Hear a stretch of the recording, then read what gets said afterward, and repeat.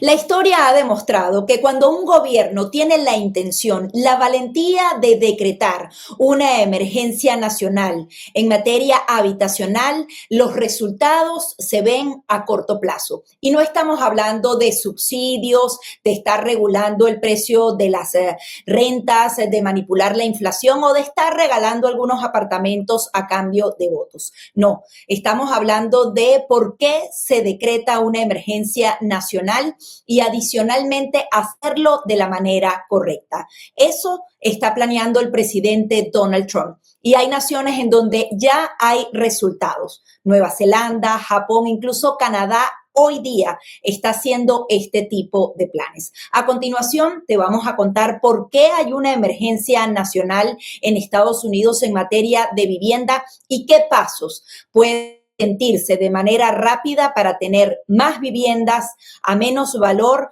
y más rentas que puedan ser pagados por los ciudadanos hispanos americanos.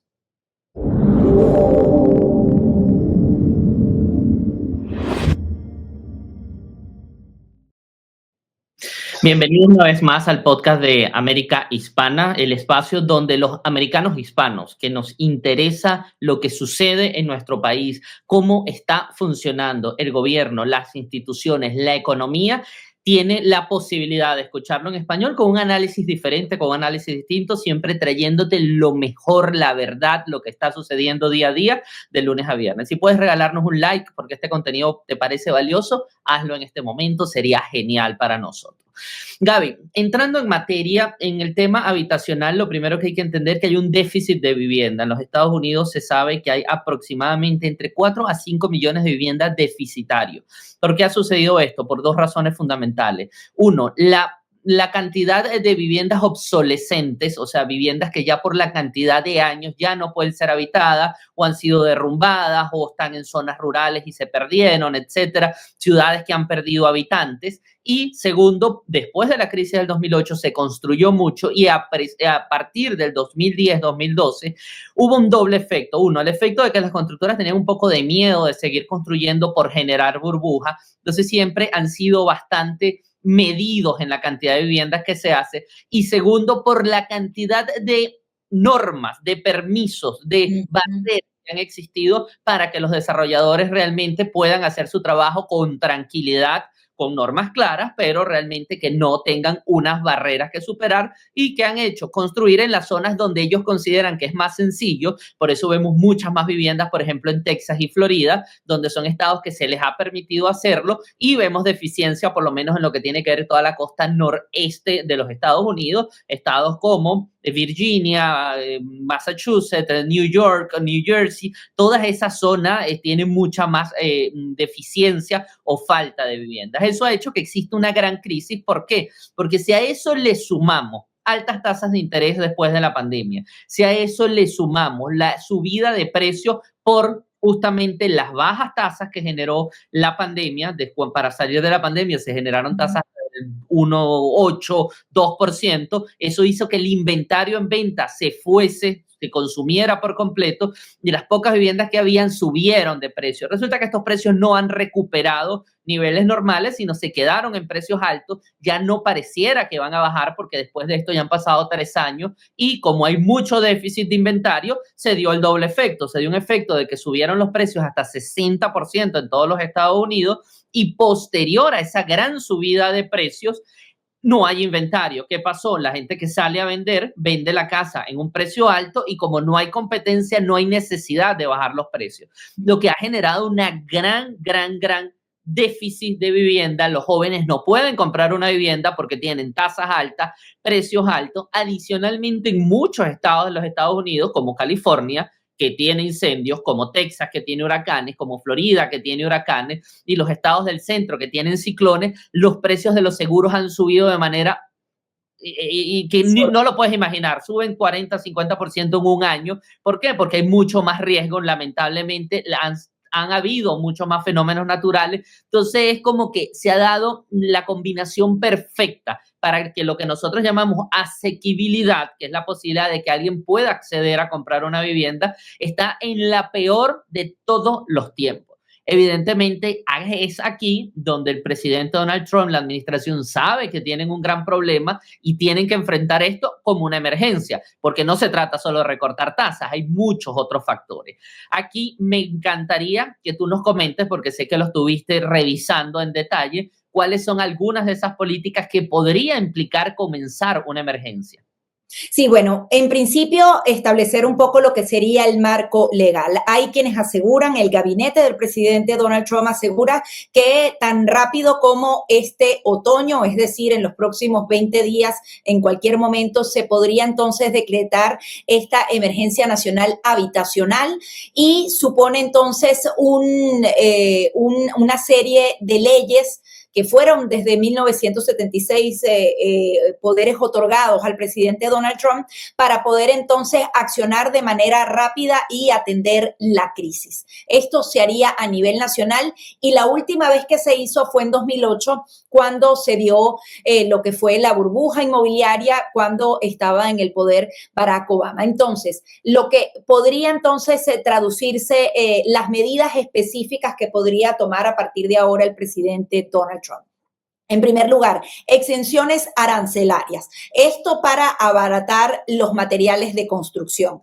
Podría ser la madera, el drywall, el acero, el aluminio, el yeso para construir esas casas. Incluso crearían algunas cláusulas de 12 a 18 meses para la compra de todos esos materiales y así poder entonces ir incentivando el mercado de la construcción. Yo no sé si tú quieres, como conoces bien el tema, me vas diciendo si quieres agregar algo sobre el punto teórico. Sí, ahí hay un punto importante, Gaby. Hasta este momento, ninguno de los mayores constructores de los Estados Unidos, que básicamente es Lennar, D.R. Horton, bueno, en orden es D.R. Horton, Lennar, y luego hay un KB Home, una cantidad de constructoras, ellos hasta el momento no han reportado que los aranceles hayan afectado realmente la construcción, en el sentido de que los materiales se han mantenido subiendo de acuerdo a la inflación y no fuera de los cánones de inflación. Es decir, desde que llegó Donald Trump, ellos dicen que no han visto un aumento de más del 5% en ninguno de los materiales, lo que se ha traducido en que el efecto por casa está aproximadamente entre $1,000 y $2,000, lo cual es totalmente bajo, porque estamos hablando de casas que pueden empezar en los $350,000, así que no hay un efecto, pero en los próximos meses eso sí podría afectar, porque ya quizás son materiales de nueva adquisición y una exención arancelaria ayudaría mucho, por lo menos a mantener los niveles de precio. Sí, me imagino que lo abordarían de esa manera, quizás cero aranceles, ningún tipo de impuesto a materiales específicos para estas construcciones.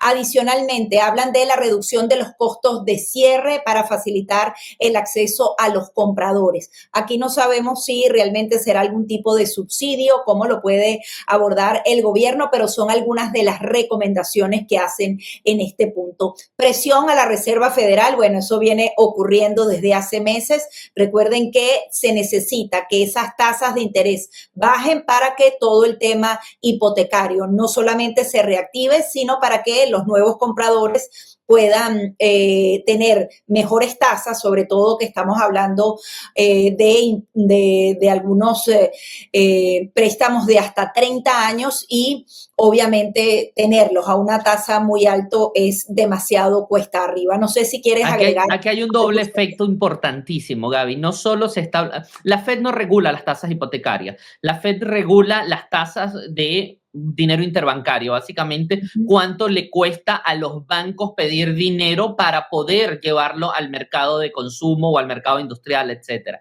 ¿Qué pasa? Si la Fed baja el valor del dinero en lo interno, eso no solo va a hacer que las tasas hipotecarias bajen, porque el efecto da en que se hace el dinero más económico, es decir, si al banco le cuesta menos dinero tener dinero para prestar, o menos intereses para tener dinero para prestar, ellos van a prestar más económico. Básicamente es una norma, tiene mucho detrás, pero es básicamente eso. ¿Qué pasa? Esto también reinicia sectores industriales, sectores económicos, manufactureros. Y yo ponía un ejemplo en nuestro podcast de Real Estate, que hacemos todos los fines de semana, muy sencillo, que es el siguiente. Imagínense ustedes que Pepsi-Cola tiene que hacer una planta o tiene pensado hacer una planta de embotellamiento en Michigan. Ellos quieren hacer su planta en Michigan y le vale $50 millones. ¿Qué pasa si ellos hoy dicen, no tengo, o el dinero me cuesta mucho más porque tengo una deuda de 4.000 millones de dólares. Si baja el costo de su deuda en 4.000 millones de dólares y dice, ahora mira, no tengo que pagar este año 50 millones más que estaba pagando en intereses, voy a pagar 50 millones menos de intereses, construyó la planta. Si construye la planta, evidentemente la planta va a dar trabajo, va a generar construcción, va a generar movimiento, va a generar impuestos, etcétera, etcétera. Y eso se va a traducir en que esa gente pueda comprar vivienda. O sea, da un doble efecto. No solo es que sea más económico el poder comprar, sino que al ser más económico el dinero, las empresas normalmente lo van a gastar y el mismo gobierno le va a salir más económica su deuda y va a haber más dinero circulando. Se traduce en mejor sector vivienda. Bien, y bueno, entre otras de las medidas de acción posibles por parte del presidente Donald Trump, el uso de terrenos federales. Hasta ahora no hemos tenido conocimiento específico sobre lugares específicos en donde se pueda habilitar un desarrollo inmobiliario, pero está sobre la mesa, sobre todo porque se ha utilizado en otras experiencias y adicionalmente quieren hacer una estandarización de los códigos de construcción y zonificación. Por ejemplo, alturas de los techos, una gran cantidad de cosas que sean como que universales y ahorren una cantidad de costos y de tiempos en el tema regulatorio, porque otra de las metas que tiene el presidente Donald Trump es quitar la mayor cantidad de regulaciones que hacen tan cuesta arriba el tema de la construcción. Tú lo decías al principio. Aquí lo importante, Gabriel, es que se trata de una propuesta que va a ser limitada en un tiempo específico, no sabemos si en zonas específicas, y está orientada a la oferta, a que hayan más viviendas en el mercado y que ese libre mercado haga entonces que las rentas bajen, que el costo de las viviendas también baje. Sería alivio en las regulaciones, estímulo a la construcción, reducción de los costos directos y los bajos gastos de cierre, por ejemplo. Todo eso reactiva el acceso a la vivienda. A mí me parece importantísimo y muy diferente a lo que ocurre en nuestros países de América Latina. Sí, ahí hay un punto muy importante en lo que tiene que ver con las regulaciones, Gaby. No solo regulaciones de la nueva construcción, que son muy importantes estandarizarlas para que la construcción logre los permisos rápidamente y pueda hacer rápidas construcciones. Incluso hay una experiencia genial en New York. Lo voy a dejar en la descripción cuál es el artículo de Wall Street Journal, donde en New Jersey, en una ciudad cerca de New Jersey de 80,000 habitantes, la ciudad hace 5 años, bueno, empezó hace 10 años, hace 5 años logró hacerlo, que pusieron los permisos muy fácil de sacar. Resulta que la cantidad de rentas que se han dado en esta ciudad solo han tenido un aumento del 12% en los últimos 5 años, mientras que el promedio nacional puede rondar hasta el 80% de subida de precio en las rentas. ¿Qué hicieron ellos? Le incentivaron a los constructores, le dijeron a los constructores, en 90 días tienes todos los permisos para construir, lo que es que vamos a construir casas o edificios que sean muy estándares, de manera de que si tú vas a repetirme el edificio 5 veces, me lo repitas, en 90 días tú tienes los permisos. Lo construyen muy rápidamente, lo rentan y abarata el costo. Pero hay algo importantísimo en lo que tiene que ver con las regulaciones, que son las regulaciones de casas usadas o casas existentes. Una de las grandes luchas que ha habido es cómo hacer que las grandes ciudades puedan tener mayor densidad poblacional. Vemos ciudades como las ciudades de California, las de Texas, las de Florida, que son ciudades bastante grandes, pero que tienen muchos terrenos dentro de la misma ciudad que son terrenos unifamiliares. Resulta que, como son casas que se construyeron hace 60 años, 100 años, 50 años, hay una sola casa con un gran terreno y la permisología no le permite construir más. La idea es permitir que esas unidades se puedan dividir en 2, se puedan dividir en 4, puedan ganar un piso adicional, puedan hacer habitaciones adicionales, de manera de poder hacer de una casa, sacar 2 o 3, y esto aliviaría mucho más lo que tiene que ver con la posibilidad de que la gente viva cerca de los centros urbanos. Adicionalmente, hace que esa propiedad valga más para la persona que la tiene, porque tú tienes una unidad de una sola vivienda dentro de la ciudad, pero si te permiten dividirla en 2 o en 3, porque tienes el terreno suficiente y porque los servicios públicos que están conectados son suficientes, eso ayudaría mucho más. Hay iniciativas en California, se ha dado alguna y se ha visto que es una gran solución porque ha abaratado mucho el precio de la renta. O sea, las personas viven en su casa, simplemente hacen una unidad anexa, la rentan, tienen un ingreso y están solucionando el problema por lo menos de una familia. Sí, y es que, Gabriela, aquí en definitiva no estamos inventando el agua tibia. Ves esas experiencias que son muy simples y muy efectivas. Por ejemplo, mencionaba al principio algunas en Nueva Zelanda, específicamente en Auckland. El Parlamento creó una zona especial para viviendas y rápidamente se pudieron edificar más de 69,000 con un plan de unidades específicas que iban orientadas a, por ejemplo, viviendas de 3 habitaciones y obviamente esto dio un resultado específico que las rentas bajaron entre un 22 y un 35% por hacerlo de la manera más rápida. Lo llaman como el fast track, en donde construyes rápido, tienes los permisos rápido, ya tienes el terreno para edificar y todo como que se da de una manera acelerada. En Japón, específicamente en Tokio, hicieron una ley nacional de renacimiento urbano que hablaba entonces de una producción habitacional sostenida que no obedecía la volatilidad del mercado y también con flexibilidades regulatorias prácticamente absolutas para dar prioridad a la construcción de esas viviendas. Y actualmente en Canadá,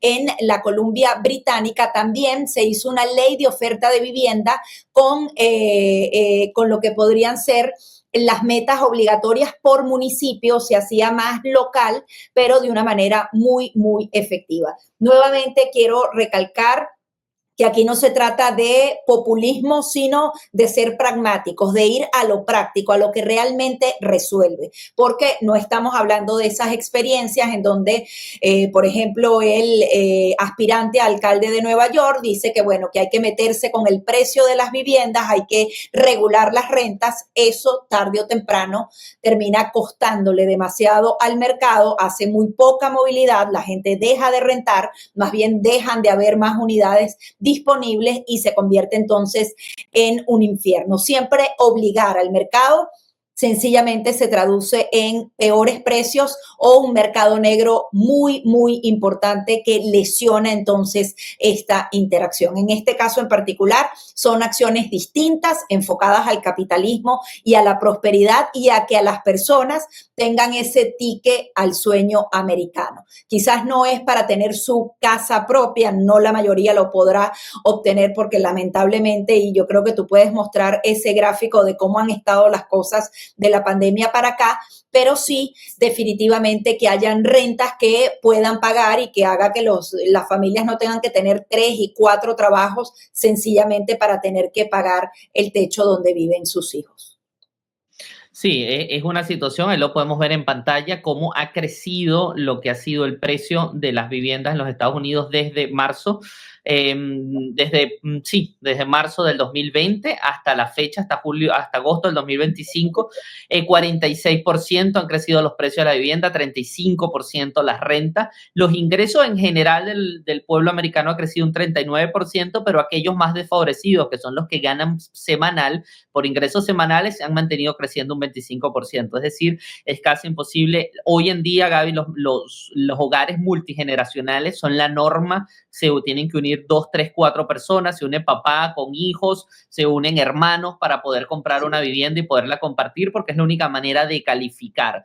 Adicionalmente, en toda esta tragedia de poder acceder a una vivienda, también hay un tema de que los trabajos se han estado acumulando solo en algunos sectores o en las principales ciudades, y eso también ayudaría en el caso de lo que está tratando de impulsar la administración Trump, que básicamente es el sector industrial. El sector industrial tiende a ser afuera de las ciudades y la gente empieza a desplazar. O sea, es probable de que todo este reactivar el agro, reactivar lo que tiene que ver con las industrias, saque a gente de los núcleos urbanos y ayude un poco a que efectivamente eso pueda existir, la vivienda asequible fuera del núcleo urbano. Y En definitiva, la lucha pues, sería correcta si la emergencia se enfoca desde el punto de vista de crear más unidades de vivienda, en nueva construcción, en permisos, en división de las mismas unidades que ya existen, porque el grave problema que tenemos efectivamente es ese. No es un problema de precios altos nada más, no es un problema de tasas altas, es un problema de que no hay suficientes viviendas. Ha habido a un fenómeno que también ha existido en todo esto, es que las generaciones más jóvenes no han querido demandar vivienda, se quedan más tiempo con sus padres y no tienen el mismo ideal que tenían hace 40 o 50 años los padres o los abuelos, que era casarse, comprar una casa, ser dueño de su casa, y ellos quieren más movilidad, quieren tener rentas, etcétera, pero también se ha truncado su sueño, porque igual que han subido los precios de comprar, han subido los precios de rentar, entonces estos jóvenes terminan en una habitación de la casa y esto también afecta problemas de salud mental, problemas de salud de las personas, de crecimiento, de desarrollo familiar, etcétera, etcétera. O sea, esas dinámicas también han afectado mucho a los hogares de los Estados Unidos. Yo creo que hasta aquí vamos bastante bien con este tema. Esperemos que esa emergencia pronto esté firmada por orden ejecutiva del presidente Donald Trump y empezar a ver los efectos que tiene. ¿Cómo podríamos cerrar el podcast? Sí, bueno, justamente explicándoles a todos ustedes, en principio pidiéndoles un like, algún comentario que puedan compartir nuestro contenido y la importancia entonces de que estén bien informados, porque por allí pueden entonces ver la narrativa de, una vez más, el presidente Donald Trump está excediendo sus habilidades ejecutivas para decretar una emergencia y, no sé, hacer negocios, por poner lo más simple que podemos estar viendo aquí. No, señores, la emergencia nacional es real. Estamos hablando entre 4 y 5 millones de viviendas que no están en el mercado y que son absolutamente necesarias para que las personas puedan vivir bien y el precio de las rentas y de la compra de viviendas pueda bajar. Que no se trata de un tema de populismo, aunque definitivamente el Partido Republicano y el presidente Donald Trump podría agarrar esta emergencia nacional si tiene resultados rápidos como una de las banderas en estas elecciones de medio término, diciendo, oye, yo no solamente decreto la emergencia por la materia de seguridad o la materia comercial, también decreto emergencias sociales que van directamente a la clase media trabajadora. Y estoy entonces velando y acelerando procesos para traerte bienestar. Por eso América Hispana quiere siempre darles los temas que realmente tienen que ver con Estados Unidos, con las decisiones que toma esta administración, para que puedas entonces tener las herramientas y saber si efectivamente se trata de una emergencia o no, cómo va a ser ejecutada y si en definitiva forma parte entonces de las regulaciones y de la ley, si está justamente cumpliendo los parámetros y definitivamente revisando esta nueva política, definitivamente estaríamos dentro de los estándares y de los poderes que tiene la Casa Blanca para ejecutar este tipo de emergencia. Así que, sin más, te pido que nos sigas, que compartas, que le des like para que todos los días puedas tener mejor información para conocer realmente lo que está pasando en Estados Unidos, algo que te compete a ti, que tiene definitivamente que ver contigo o con alguien más de tu familia o tus amigos. Así es, muchísimas gracias a todos los que nos ven, regálanos el like, síganos y comenten este podcast. Muchísimas gracias, que tengan muy buen día.